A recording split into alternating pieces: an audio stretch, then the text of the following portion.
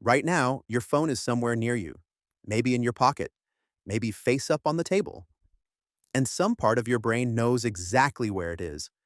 That part of your brain is older than phones, older than screens, older than electricity itself. And the real answer for why you keep checking it is far stranger than willpower or addiction or bad habits.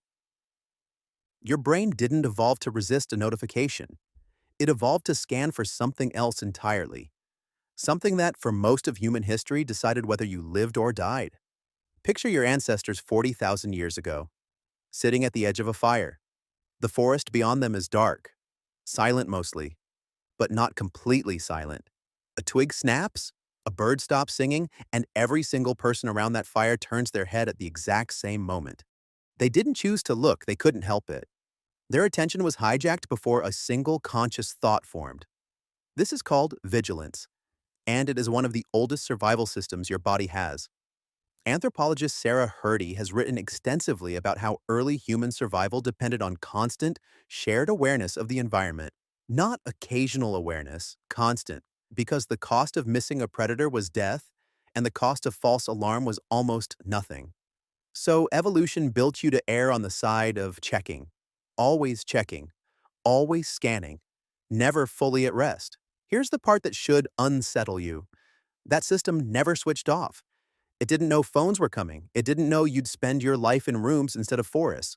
So when your phone buzzes, your nervous system treats it the exact same way your ancestors treated a snapping twig. As a signal, as something that might matter, as something that might be dangerous or important or urgent enough to demand your attention right now. Your phone, in other words, has hijacked your oldest alarm system, and it's using it against you constantly. But vigilance is only half the story. There's a second ancient system working alongside it, and this one is even sneakier. It's the drive to know what other people are doing. For nearly all of human history, you lived in a group of maybe 30 to 50 people. Your survival depended entirely on those people. Who was angry with whom? Who had food to share? Who might betray the group? Who was a potential mate? This information wasn't gossip. It was strategy. It determined whether you ate, whether you were protected, whether your genes continued at all. Psychologist Robin Dunbar has spent decades studying this. His research suggests that the human brain evolved much of its complexity specifically to track and manage social relationships, not to do math, not to build tools, to know second by second where you stood with the people around you. Your phone now delivers that exact same information. Except instead of 50 people, it's connected to thousands. Who liked your photo? Who didn't reply? Who's doing something without you? Your ancient social tracking brain cannot tell the difference between a tribe of 50 and a group chat of 500. It just knows. New information about my social standing has arrived, and it needs to know now. So you check.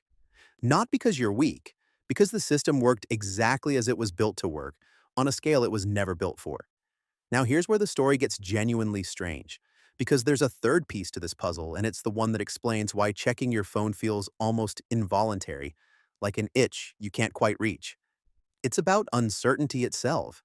In the 1950s, psychologist B.F. Skinner ran an experiment on pigeons that would, decades later, help explain your relationship with your phone.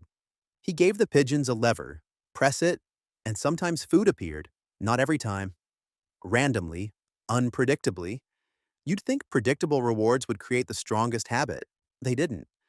The pigeons who got food on a random schedule pressed the lever far more obsessively than the ones who got food every single time. Uncertainty, it turns out, is more addictive than certainty. The brain doesn't crave the reward itself nearly as much as it craves not knowing when the reward is coming. Sound familiar? Every time you unlock your phone, you don't know what's there. Maybe nothing, maybe something great, maybe something upsetting. That uncertainty is not an accident of design. It is the entire design. Your phone is, in a very real sense, the lever. And you are, in a very real sense, the pigeon. Except you didn't sign up for the experiment. You were just born with a brain that responds to unpredictability exactly like Skinner's pigeons did, because that response kept your ancestors alive in an unpredictable world. So you have three ancient systems stacked on top of each other. A vigilant system built to detect danger, a social tracking system built to monitor your tribe, and a reward system built to chase uncertain outcomes. None of these systems are broken. They're working perfectly. They're just being triggered by something they were never designed to encounter. A flat rectangle of glass that buzzes in your pocket? This is why willpower alone so rarely works. You're not fighting a bad habit. You're fighting three systems that kept your species alive for nearly all of its existence. Systems older than language, older than fire possibly, and you're fighting them dozens, sometimes hundreds of times a day. There's something almost tragic about it if you think about it for too long. The same instinct that once made your ancestors turn toward a snapping branch in the dark, the instinct that saved their lives now makes you glance at a screen showing you nothing more urgent than someone else's lunch. But there's something oddly comforting in it too, because it means you're not failing at modern life. You're succeeding too well at ancient life in a world that no longer needs that success in the same way. Neuroscientist and psychologist research, including work referenced by Daniel Kahneman on attention and automatic responses, has long shown that the systems guiding your fastest reactions are not the systems you consciously control. They run beneath your awareness, the way they always have. You don't decide to look at a notification any more than your ancestor decided to look at the snapping twig. The decision happens before you know it's happened. So tonight, when your phone buzzes on the nightstand and your hand reaches for it before your mind even finishes the thought, remember what's actually happening underneath. It isn't weakness. It's 40,000 years of survival instinct reaching for a fire that isn't there. And maybe that's the real answer. The light from your screen isn't so different from the light your ancestors once watched flicker in the dark, waiting to see what moved at the edge of it. You're still sitting at the fire. You just don't know it yet. You might have thought what ancient humans actually did when they couldn't sleep. We will see that in the next video. Till then, like, subscribe, and share this with your friends so they know the real reason behind all this.